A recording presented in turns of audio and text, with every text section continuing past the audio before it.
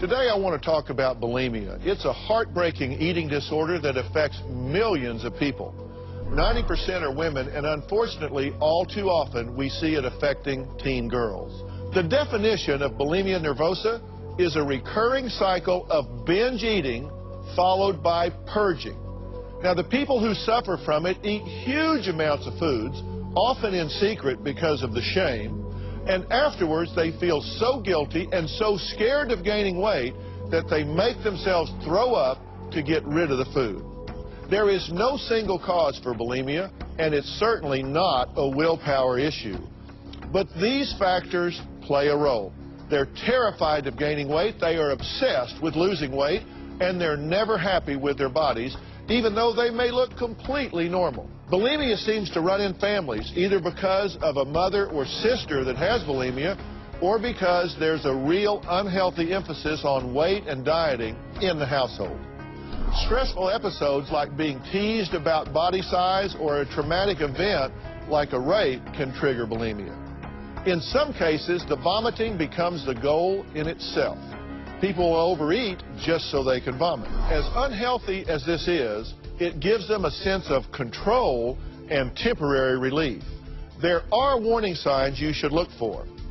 Taking pills to urinate or have bowel movements.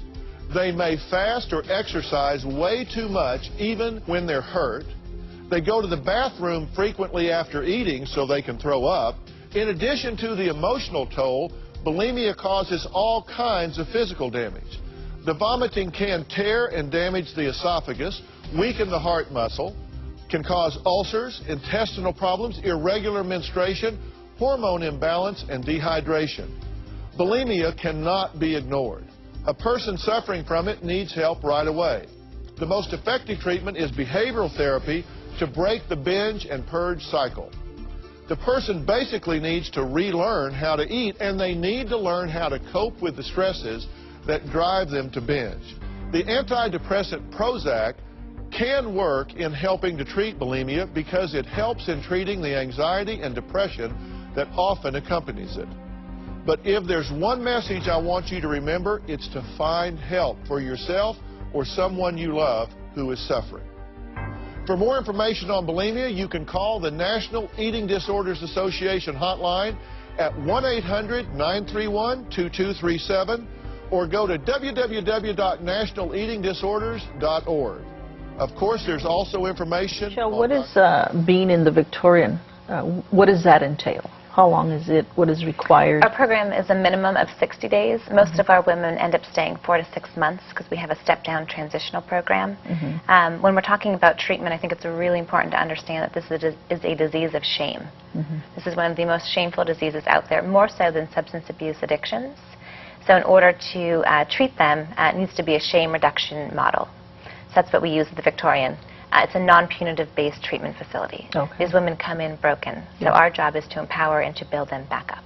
And what are some of the things you do? Is it all discussion? I mean, I know you have certain therapies. It's a full milieu of different treatment services, excuse me. So we use individual therapy, we use process groups, group therapy, as well as neurobehavioral learning and neurofeedback, which is really fascinating, new treatment that I think will be everywhere here shortly. We also use intuitive eating as a base. So as the women come in, they're meeting with the dietitian. When they sit down with the dietitian, the first thing that she says to them is, how can I help you achieve your goals? So super important to be empowering the women and bringing them literally and figuratively into our treatment team.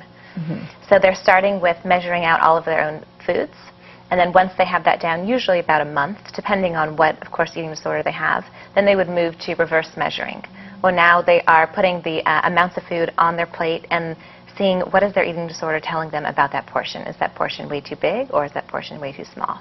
So once they get used to reverse measuring and they have that down, then they move to intuitive eating, which is hopefully how all of us here today eat.